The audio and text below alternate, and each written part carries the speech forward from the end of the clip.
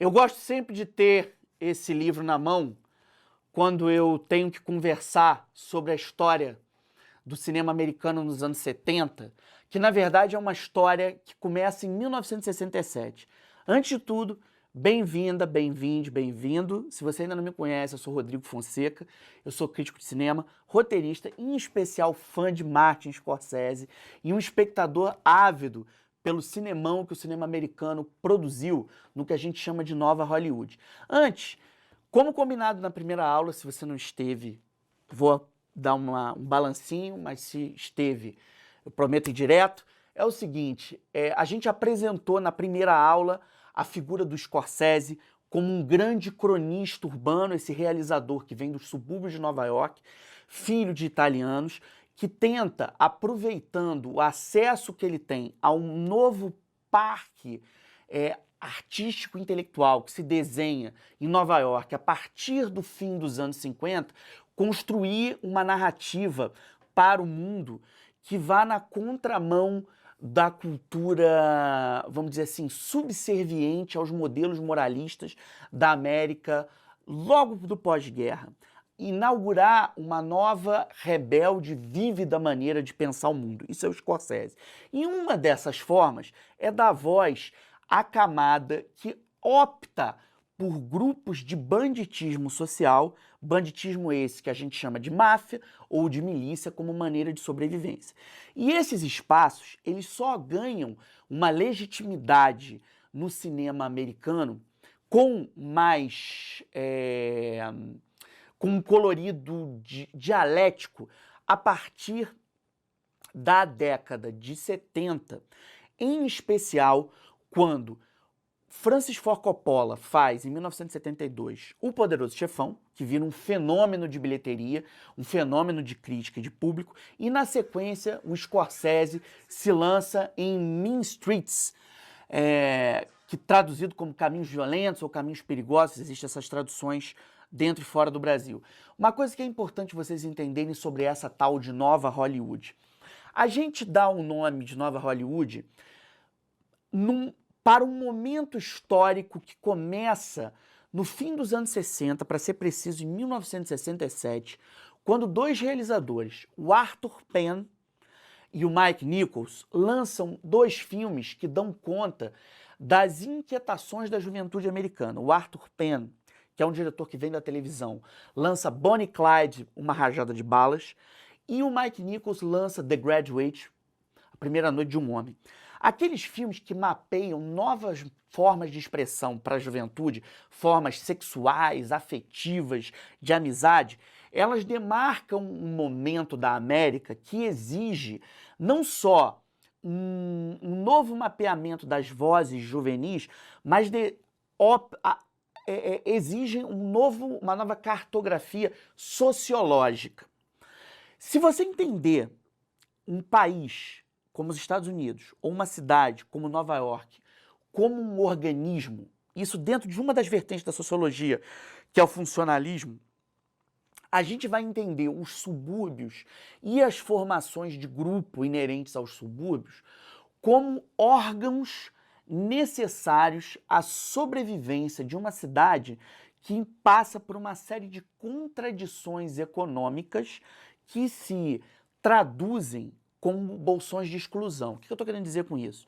Você tem uma Nova York endinheirada, ou a Nova York de Wall Street, uma Nova York da Bolsa de Valores, ou você tem uma Nova York dos espaços urbanos dos grandes intelectuais ricos, de um mecenato altamente sofisticado dos grandes magnatas. E você tem uma cidade que se capilariza por guetos, por becos, e mesmo num espaço da Broadway que ainda não passou por uma oxigenação a partir do investimento de grandes empresas, entre elas a Disney, responsável por toda uma transformação em Nova York, principalmente a partir do governo do controverso Rudolph Giuliani nos anos 90.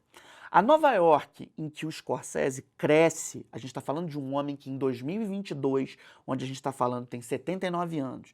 Então a gente está falando aí de uma Nova York dos anos 40, dos anos 50. Uma Nova York pobre, uma Nova York de muitos imigrantes, imigrantes poloneses, imigrantes italianos, imigrantes judeus vindos de territórios como a Ucrânia, por exemplo. E nesses, além de toda uma comunidade de origem africana que enfrenta um mastodôntico e imperdoável açoite do racismo, bastante feroz. Infelizmente, racismo esse que dura até hoje, como a gente vê nos filmes de alguém que o Scorsese, inclusive, produziu em determinado momento dos anos 90, que foi o Spike Lee.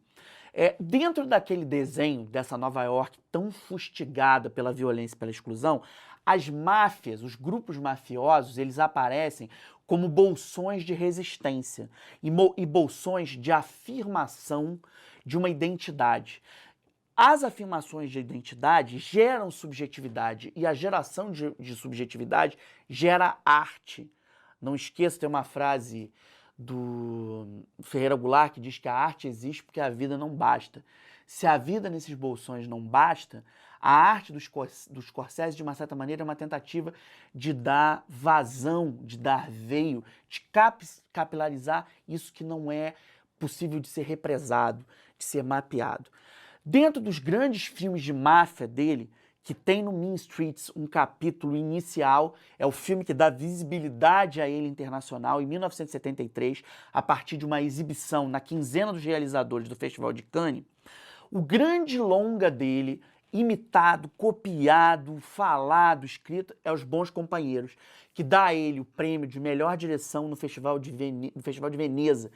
Naquele momento, ele cria uma estratégia narrativa trabalhando numa montagem frenética da sua parceira Thelma Schoonmaker, uma amiga que encontra nele um veio de expressão essencial da sua cabeça voraz, de quase enciclopédia, cada plano dele é uma citação a grandes filmes do cinema. Os Bons Companheiros, ele se destaca por um filme, por uma frase. As far back as I can remember, I always wanted to be a gangster. Essa frase é dita pelo personagem do Ray Liotta, que nos deixou em 2022, um ator que, ao dizer essa frase, desde que eu me entendo por gente, eu quero ser um gangster, essa frase estabelece uma questão essencial para o Scorsese. O gangsterismo é um espaço de pertença, ainda que um espaço perigoso para os próprios personagens que a vivem e para o trem, para o mundo que o cerca. Mas essa violência, inerente a um processo de pertencimento, é vetorizado por uma exclusão que é a falta de amparo das instituições governais dos Estados Unidos geram. Não significa que o Scorsese, para usar uma expressão contemporânea, passe pano para a bandidagem, mas ele tenta de alguma maneira entender a gênese da bandidagem. Não por acaso, essa genealogia do crime vai ser repetida com a mesma estrutura narrativa de Os Bons Companheiros em Cassino, onde ele vai estender essa reflexão que ele faz para os bolsões de jogo que vão transformar Las Vegas num território vivo de um outro processo de aquisição de dinheiro, de movimentação de dinheiro, para além das bases morais da sociedade americana, do American Way of Life, com quem ele vai romper, e sobretudo em dois outros filmes. Um filme que nasce de uma literatura de inventário, quase estatística, que é o Gangue de Nova York, um filme que ele faz praticamente como que ele tentou fazer durante anos a fio, desde o fim dos anos 70, e só consegue fazer depois da tragédia do 11 de setembro, um filme que tem uma penca de indicações ao Oscar e transforma a figura do Daniel Day-Lewis no Bill the Butcher, numa fala seminal. Ele levanta a mão, a Nova York era dividida em 5 pontos criminais, ele bate na mão e fala, essa é Nova York, as 5 pontas de Nova York pertence à minha mão. E na sequência, em 2019, quando ele operacionaliza um processo de parceria com a Netflix, ou seja, com um canal de streaming, para gerar um filme absolutamente potente, que é quase uma carta-testamento para a sua geração, essa geração da nova Hollywood, ou seja, uma geração que rompeu com os paradigmas personalistas de redenção de uma geração da Nova York que se cristaliza entre os anos 30 e os anos 50, sobremaneira, na era dos grandes estúdios. Ele vai gerar um filme como O Irlandês, que é um capítulo novo, um filme cheio de efeitos visuais, que transforma um Robert De Niro já septuagenário num jovem.